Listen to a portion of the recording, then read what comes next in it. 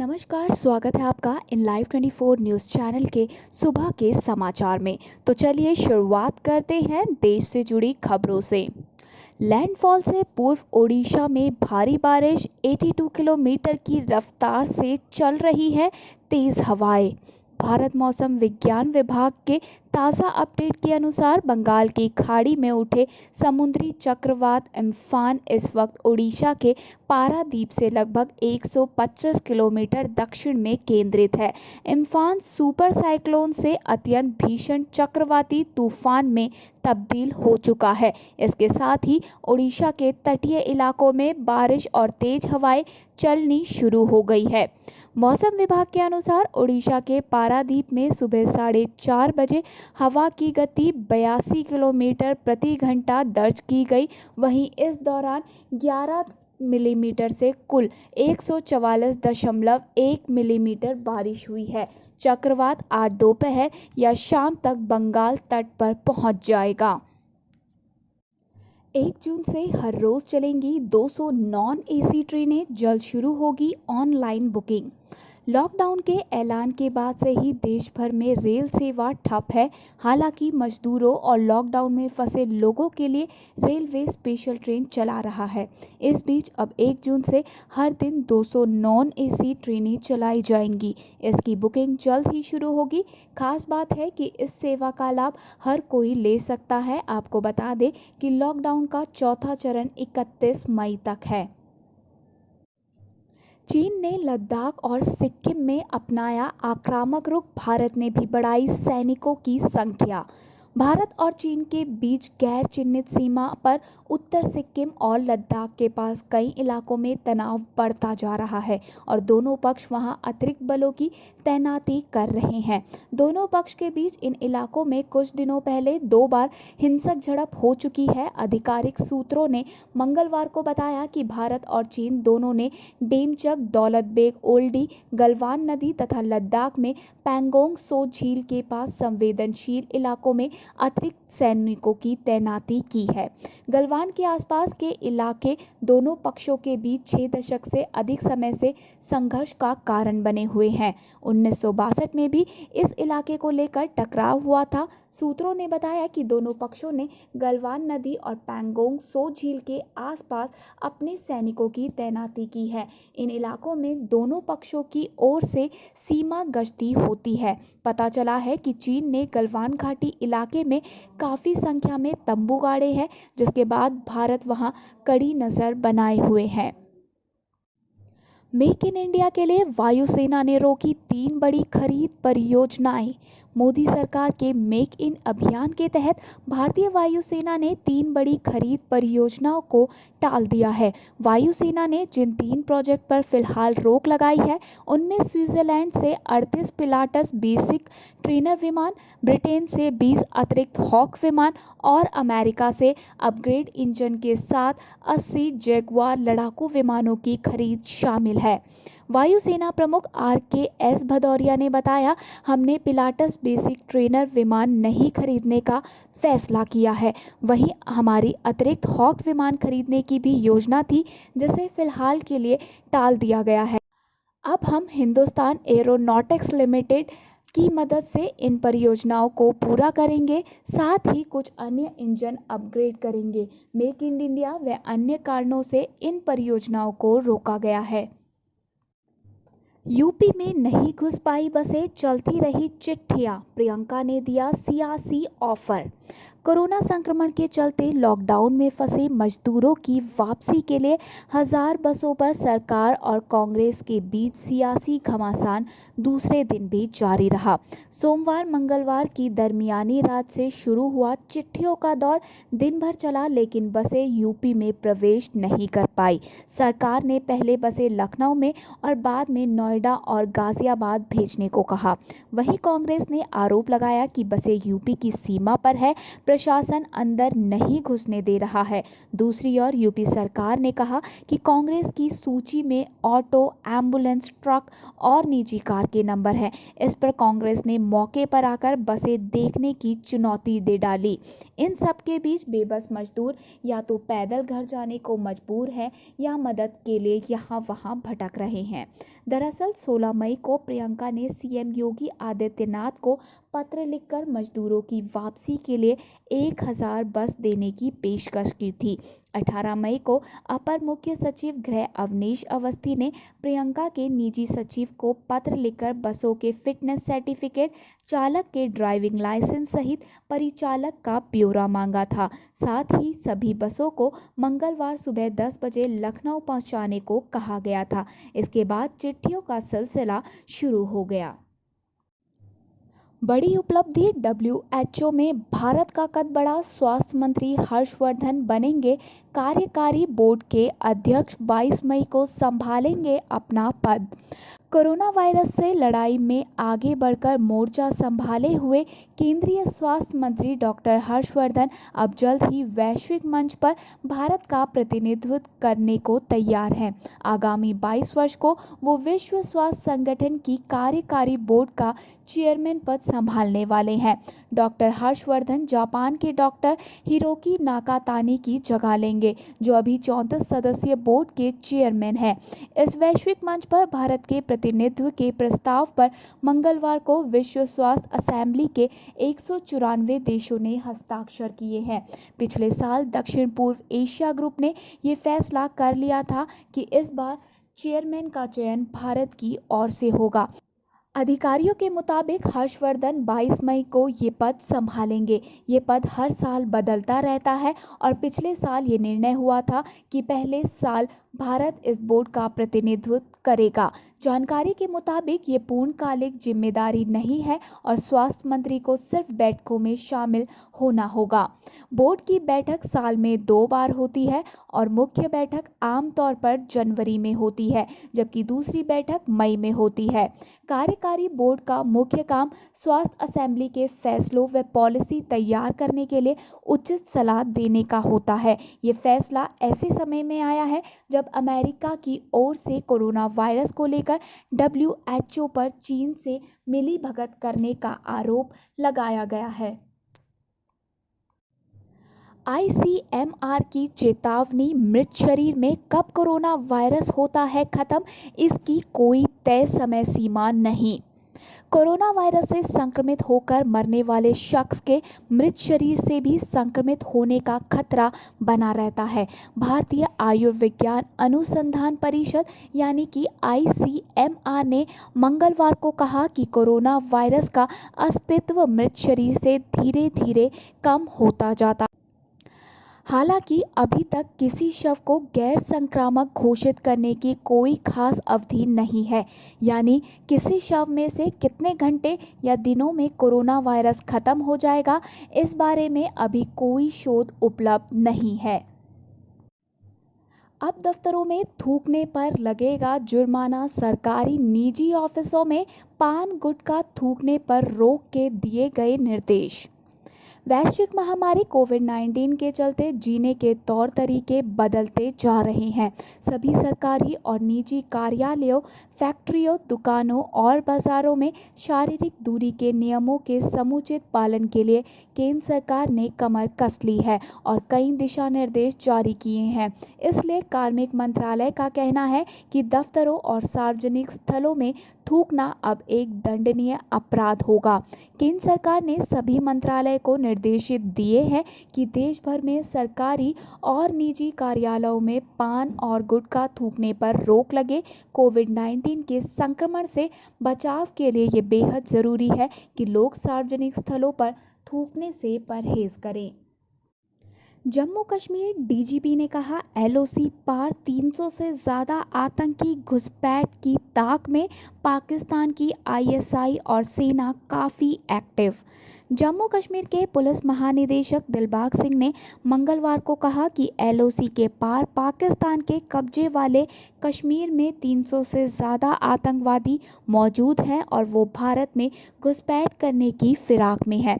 सिंह ने बताया कि जम्मू कश्मीर में आतंकवादियों की घुसपैठ कराने के पाकिस्तान के मंसूबे को नाकाम करने के लिए सुरक्षाकर्मी पूरी चौकसी बरत रहे हैं। उन्होंने पुलिस मुख्यालय में बताया कि जम्मू कश्मीर में घुसपैठ करने के इरादे से उस तरफ बड़ी संख्या में आतंकवादी जमा है। कश्मीर घाटी में घुसपैठ की करीब 4 घटनाएं पहले ही हो चुकी है और राजौरी पुंछ इलाके में इस तरह के 2-3 प्रयास हुए हैं। इस पर चिंता प्रकट करते हुए डीजीपी ने कहा कि पाकिस्तान की आईएसआई सेना और अन्य एजेंसियां बहुत सक्रिय हैं और आतंकी ठिकाने में प्रशिक्षित आतंकवादी तैयार हैं। सिंह ने साथ ही बताया कि जम्मू कश्मीर के भीतरी हिस्से में 240 से ज़्यादा आतंकी सक्रिय है। ये संख्या लगातार घट रही है। इस साल हमने 270 के आंकड़े के साथ शुरुआत की थी। आज ये संख्या 240 के करीब है। हम अब तक 70 से ज़्यादा आतंकियों का सफाया करने में कामयाब हुए हैं। इससे विभिन्न आतंकी संगठनों के 21 कमांडर भी हैं। ये सभी कश्मीर और जम्मू क्षेत्र में सक्रिय थे। दिल्ली का हाल मुश्किल हो रहा, कोरोना पर काबू, महज 6 दिनों में मिले 1/4 से ज़्यादा मरीज। दिल्ली में कोरोना वायरस की चपेट में आने वाले मरीजों की संख्या लगातार बढ़ रही है। फिलहाल 10,000 से ज़्यादा मरीज अब तक मिल चुके हैं।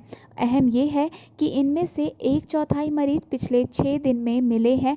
ऐसे में जब दिल्ली वापस से पटरी पर लौट चुकी है तो राजधानी के लोगों की कोरोना से बचाव को लेकर चुनौती और बढ़ गई है। विशेषज्ञों का मानना है कि दिल्ली में कोरोना संक्रमित लगातार सामने आ रहे हैं, इसलिए लोगों को ज़्यादा सचेत रहने की आवश्यकता है। नियमों का पालन करते हुए ज़रूरत पड़ने पर ही बाहर निकले। महामारी विशेषज्ञ डॉक्टर विपिन त्यागी का कहना है कि अभी तक लोगों को ये नहीं पता है कि किस जिले में कितने मरीज हैं, साथ ही कौन से मरीज कंटेनमेंट जोन से हैं, कौन बाहर के हैं। अब तक कोरोना वायरस को लेकर दिल्ली में सर्वेलांस भी नहीं हुआ है, जिससे ये पता चल सके कि संक्रमण का दायरा किस स्तर पर फैलाव कर चुका है। दिल्ली में कुल मरीजों की संख्या 10,554 हो चुकी है, जिनमें से 2,556 मरीज बीते 6 दिनों में मिले हैं। 14 से 19 मई के बीच हर दिन औसतन 400 से ज़्यादा मरीज सामने आ रहे हैं। ये स्थिति तब है जब दिल्ली में हर दिन जांच भी कम हो रही है। 10 मई को 9,584 सैंपल की जांच हुई थी, लेकिन इसके बाद से हर दिन सैंपल की संख्या कम हो रही है। पिछले एक दिन में 3,936 सैंपल की जांच हुई है। चलिए अब आपको बताते हैं दिल्ली की स्थिति। यहाँ पर कुल मरीज है 10,554। यहाँ पे मौत हो चुकी है 166 की। वहीं डिस्चार्ज हो चुके हैं 4,750। एक्टिव केस हैं 5,638 और अब तक कुल जांच दिल्ली में हो चुकी है 1,45,854 लोगों की। वहीं अगर बात करें देश की, तो देश में कोरोना वायरस के मामले 1.5 लाख के पार। सरकार ने कहा कि मृत्यु दर काफ़ी कम। देश में मंगलवार को कोरोना वायरस के 5,000 से अधिक मामले सामने आ चुके हैं और इसके साथ ही कोविड-19 के मामलों की संख्या 1,05,000 के आंकड़े को पार कर गई है। वहीं अधिकारियों ने कहा कि भारत में इस विषाणु के चलते मृत्यु दर अन्य देशों के मुकाबले काफ़ी कम है, जबकि संक्रमण के मामलों को 1 लाख तक पहुंचने में काफ़ी अधिक समय लगा है। मंगलवार को सामने आए रिकॉर्ड्स मामलों में से अधिकतर लोग वे हैं जो विदेश या दूसरे राज्यों से लौटे हैं। केंद्रीय स्वास्थ्य मंत्रालय ने अपने सुबह 8 बजे तक के आंकड़ों में बताया कि देश में मंगलवार को कोरोना वायरस संक्रमण के कारण मौत के मामले 3,163 पर पहुंच गए और संक्रमण के कुल मामलों की संख्या 1,01,139 हो गई। इससे पिछले 24 घंटों में संक्रमण के करीब 5,000 नए मामले और मौत के 134 मामलों की वृद्धि हुई है। केंद्र सरकार ने गर्भवती महिलाओं एवं दिव्यांगों को दफ्तर नहीं आने की छूट देने के जारी किए निर्देश। केंद्र सरकार ने सभी विभागों को गर्भवती महिलाओं, दिव्यांगों और बीमारी से जूझ रहे लोगों को दफ्तर आने से छूट देने के निर्देश जारी किए हैं। ये जानकारी मंगलवार को केंद्रीय कार्मिक मंत्रालय ने दी। लॉकडाउन 4 में 50% कर्मचारियों के साथ दफ्तर खोलने की अनुमति मिलने के अगले दिन केंद्र सरकार ने ये दिशा निर्देश जारी किए हैं। मंत्रालय ने बताया कि ये तय किया गया है कि ऐसे सरकारी सेवक जिनका पहले से गंभीर बीमारियों का इलाज चल रहा था, उन्हें जहां तक संभव हो रोस्टर ड्यूटी से छूट दी जाए। केंद्र ने यह भी कहा कि इसी तरह दिव्यांगों और गर्भवती महिलाओं को भी रोस्टर प्रणाली से छूट दी जाए। मंत्रालय ने सोमवार को डिप्टी सेक्रेटरी के स्तर से नीचे अपने 50% जूनियर कर्मचारियों को कार्यालय में काम करने के लिए कहा था। केंद्र सरकार ने उप सचिव स्तर से नीचे के अपने 50% जूनियर कर्मचारियों से कार्यालय आने के निर्देश जारी किए थे। इससे पहले इस श्रेणी के केवल 33% कर्मचारियों को ही कार्यालय आने को कहा गया था। अमेरिका में पिछले 24 घंटे में हुई 1500 से ज़्यादा मौतें, 91,000 को पार कर गया मरने वालों का आंकड़ा। जॉन्स हॉपकिंस यूनिवर्सिटी के ट्रैकर द्वारा संयुक्त राज्य अमेरिका में पिछले 24 घंटों में हुई मौतों के बारे में बताया गया है। रिपोर्ट्स के मुताबिक अमेरिका में पिछले 24 घंटों में 1,536 मौतें कोरोना वायरस से हो चुकी हैं। अमेरिका में कोरोना वायरस के मरीजों की संख्या बुधवार सुबह तक बढ़कर 15,70,000 के पार हो चुकी है। वहीं कुल 91,000 लोगों की मौत अब तक इस वायरस से हो चुकी है। हालांकि 3,61,000 लोग ठीक भी हुए हैं। अमेरिका के न्यूयॉर्क शहर में सबसे ज़्यादा 3,62,630 केस अब तक सामने आए हैं। सिर्फ न्यूयॉर्क में ही 28,648 लोग मारे जा चुके हैं। इसके बाद न्यू जर्सी में 1,51,014 कोरोना मरीजों में से 10,551 लोगों की मौत इस वायरस से हो चुकी है। इसके अलावा मैसाचुसेट्स, इलिनॉइस भी बहुत ज़्यादा प्रभावित हुए हैं। चीन में कोरोना के 5 नए मामले आए सामने, लगभग 83,000 हुए मामले। चीन में कोरोना वायरस के 5 नए मामले सामने आए हैं। चीन के राष्ट्रीय स्वास्थ्य प्राधिकरण ने बुधवार को कहा कि चीनी मुख्य भूमि पर कोविड-19 के 5 नए मामलों की सूचना दी है, जिनमें से एक मामला आंतरिक मंगोलिया स्वायत्त क्षेत्र से रिपोर्ट किया गया है। वहीं 4 मामले देश के अंदर ही आए हैं। WHO की भूमिका की स्वतंत्र जांच को सभी देश हुए तैयार। कोरोना वायरस के खिलाफ विश्व स्वास्थ्य संगठन यानी कि WHO की भूमिका की स्वतंत्र जांच के लिए सभी सदस्य देशों ने मंगलवार को हामी भर दी।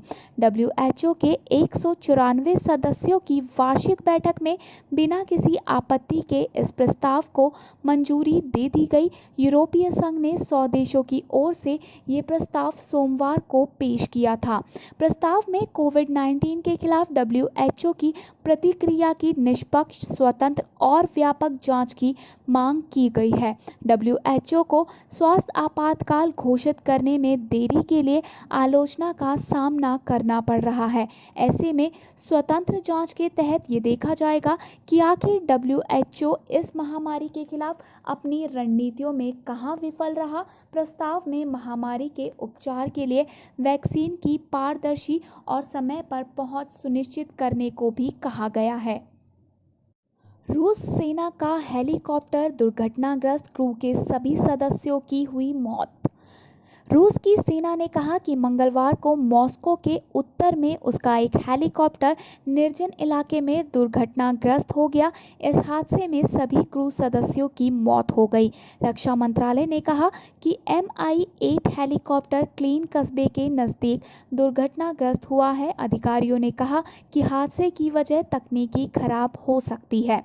मंत्रालय ने ये नहीं बताया कि हेलीकॉप्टर पर कितने लोग सवार थे। हालांकि ये जानकारी ज़रूर दी कि उसमें गोला बारूद नहीं ले जाया जा रहा था और ये हादसा एक सुनसान इलाके में हुआ है। दावा ऊष्म या गर्मी में कम नहीं होगा कोरोना वायरस का प्रसार, बल्कि और अधिक मजबूत होने के हैं आसार। अमेरिका के न्यू जर्सी में स्थित प्रिंसटन विश्वविद्यालय में किए गए शोध में दावा किया गया है कि ऊष्म या गर्मी के मौसम में SARS-CoV-2 कोरोना वायरस के संक्रमण का प्रसार कम नहीं होगा। अध्ययन में कहा गया है कि नियंत्रण उपायों के बिना वायरस अति संवेदनशील लोगों की एक विशाल आबादी में आसानी से फैल सकता है। इसके प्रसार को मौसमी और भौगोलिक जलवायु भिन्नता भी धीमा नहीं कर सकती। साइंस जर्नल में प्रकाशित शोध के निष्कर्षों में उल्लेख किया गया है कि प्रकोप आर्द्र जलवायु यानी उष्ण या नमी भरे मौसम में अधिक मजबूत होने की संभावनाएं हैं, जबकि गर्मी का मौसम महामारी के प्रसार को सीमित नहीं कर पाएगा। शोधकर्ताओं के अनुसार जिस गति से ये महामारी फैल रही है, उसके आधार पर जलवायु की स्थिति केवल संक्रमण की वर्तमान दर में आंशिक कमी ला सकता है, जबकि आमतौर पर किसी भी महामारी के प्रसार और प्रभाव पर जलवायु का प्रभाव होता है। मैन्युफैक्चरिंग कंपनियों की भगदड़ से बौखलाया ड्रैगन, कहा भारत नहीं ले सकता चीन की जगह। एक के बाद एक कई कंपनियां के चीन से निकलकर भारत में मैन्युफैक्चरिंग यूनिट लगाने के ऐलान से ड्रैगन बौखला गया है। चीन सरकार के मुखपत्र ग्लोबल टाइम्स ने एक लेख में कहा है कि लॉकडाउन से अर्थव्यवस्था प्रभावित होने के बावजूद भारत बड़ा सपना देख रहा है, लेकिन चीन का विकल्प नहीं बन पाएगा। उसने चीन से भारत की तुलना को लेकर वेस्टर्न मीडिया को दलाल तक कह दिया। गौरतलब है कि जर्मनी की जूता कंपनी ने अपना मैन्युफैक्चरिंग यूनिट चीन से आगरा शिफ्ट करने की बात कही है, तो ओप्पो और एप्पल जैसी मोबाइल कंपनियों ने भी अब भारत शिफ्ट होने की बात कही है। बताया जा रहा है कि पहले अमेरिका के साथ ट्रेड वॉर, अब कोरोना वायरस महामारी में सप्लाई चेन प्रभावित होने की वजह से करीब 1000 कंपनियां चीन से निकलना चाहती है। नेपाल ने जारी किया नया राजनीतिक नक्शा, लिपुलेख और काला पानी को भी जोड़ा। लिपुलेख पर अपना आधिकारिक हक बताते हुए नेपाल ने अपना नया राजनीतिक नक्शा जारी किया है। इस नक्शे में लिम्पियाधुरा, लिपुलेख और काला पानी को भी शामिल किया गया है। भूमि प्रबंधन मंत्री पद्मा आर्यल ने सोमवार को हुई कैबिनेट की बैठक में ये नया नक्शा पेश किया, जिस पर कैबिनेट में सहमति भी बनी। माना जा रहा है कि ये नक्शा अब आधिकारिक तौर पर नेपाल के स्कूली पाठ्यक्रमों के अलावा सभी जगह इस्तेमाल होगा। नेपाल सरकार के प्रवक्ता और वित्त मंत्री युवराज खाटीवाड़ा ने बताया कि कैबिनेट ने इस नए नक्शे पर मुहर लगा दी है और अब ये सरकारी दस्तावेजों और तमाम प्रशासनिक कामकाज में इस्तेमाल किया जाएगा। नेपाल की ओली सरकार पर लंबे समय से ये दबाव रहा है कि वो अपने नक्शे में बदलाव करे और इसे जल्द से जल्द जारी करे। करीब 6 महीने पहले भी ये मांग उठी थी, जब भारत ने अपने क्षेत्र में काला पानी को शामिल कर लिया था, जिस पर नेपाल लंबे समय से अपना दावा करता रहा है। भारत नेपाल के रिश्तों के बीच काला पानी, लिपुलेख और लिम्पियाधुरा हमेशा से विवाद का विषय रहा है, लेकिन ये विवाद तब और बढ़ गया जब भारत ने इन इलाकों में अपनी गतिविधियां तेज की, खासकर भारत चीन के बीच लिपुलेख होकर गुजरने वाला सड़क मार्ग बनाया।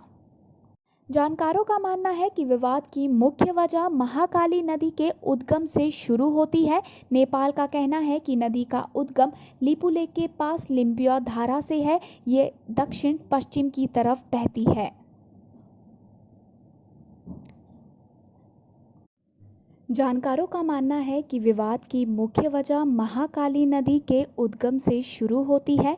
नेपाल का कहना है कि नदी का उद्गम लिपुलेख के पास लिम्पियाधुरा से है और ये दक्षिण पश्चिम की तरफ बहती है, जबकि भारत का दावा है कि महाकाली नदी काला पानी नदी से निकलती है और दक्षिण और पूर्व की तरफ बहती है।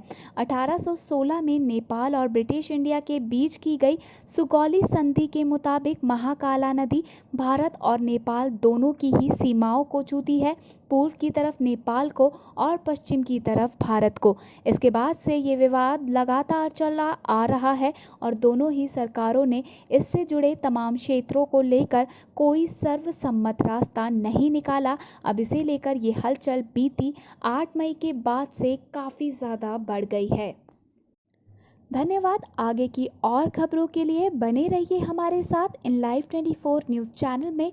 खबरों का सिलसिला पसंद आ रहा है तो प्लीज़ हमारे चैनल को सब्सक्राइब करना ना भूलें और साथ ही बने बेल आइकन को ज़रूर प्रेस करें।